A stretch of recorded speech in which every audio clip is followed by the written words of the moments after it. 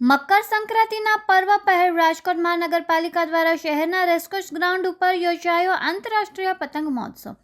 દેશ અને વિદેશના પતંગવીરોએ આ પતંગ મહોત્સવમાં ભાગ લીધો હતો અને આખું રેસકોર્સ ગ્રાઉન્ડ પતંગમય બની ગયું હતું। I come from Lebanon and I am here in Rajkot today. I'm very happy to be in Rajkot. I have been here before. It's always a pleasure to come back. But this time I noticed two things.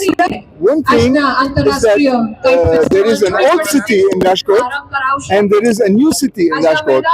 And both cities are very impressive. It's really nice to be here. We stayed at a beautiful resort and now we're looking forward to fly our kites with all the people.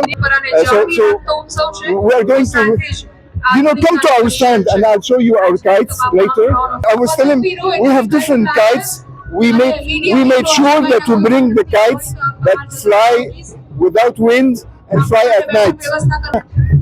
Last time we came for a few years, we met Narendra Modi. He's an amazing person, very, very nice, very friendly. And I hope today, next time we go to Ahmedabad, we will also meet Narendra Modi. આજે રાજકોટમાં international kite ફેસ્ટિવલનું આયોજન થયું છે। દર વર્ષની જેમ આ એક સફળ ઉત્સાહથી ભાગ લે છે લોકો એવો ઇવેન્ટ બન્યો છે।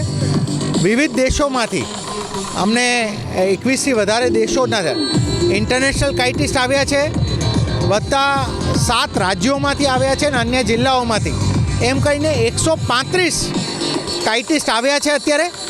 અને ખૂબ ઉત્સાહથી રાજકોટની જનતા પણ જોડાઈ છે અને આજે આ જે સેલિબ્રેશનનું માહોલ થયું છે, અમે ટુરિઝમ કોર્પોરેશનનો પણ ખૂબ આભાર માનીએ છીએ કે એમના સંયુક્ત ઉપક્રમે રાજકોટ મહાનગરપાલિકા અને ટુરિઝમ કોર્પોરેશનના સંયુક્ત ઉપક્રમે આ થયું છે। ખૂબ સફળ રહ્યું છે, લોકો ખૂબ જોડાયા છે। આજરોજ રાજકોટ મ્યુનિસિપલ કોર્પોરેશન, ગુજરાત પ્રવાસ નિગમ એમના ઉપક્રમે આંતરરાષ્ટ્રીય પતંગોત્સવ 2026નો પ્રારંભ રાજકોટના પ્રસિદ્ધ રેસકોર્સ મેદાનની ઉપર ઉત્સાહપૂર્ણ માહોલમાં થઈ રહ્યો છે। દેશ વિદેશના પતંગબાજો આ ઉત્સવમાં ભાગ લેવા માટે પધાર્યા છે। રંગબેરંગી અને જુદા જુદા ચિત્ર વિચિત્ર આકારના પતંગો સાથે પતંગબાજો પોતાની પતંગોને અવકાશમાં લહેરાવવાનો સુંદર મજાનો પ્રયાસ કરી રહ્યા છે। રાજકોટવાસીઓ પણ આ પતંગોત્સવને વધાવવા માટે ખૂબ જ વિશાળ સંખ્યામાં અત્યારે અહીંયા ઉપસ્થિત છે।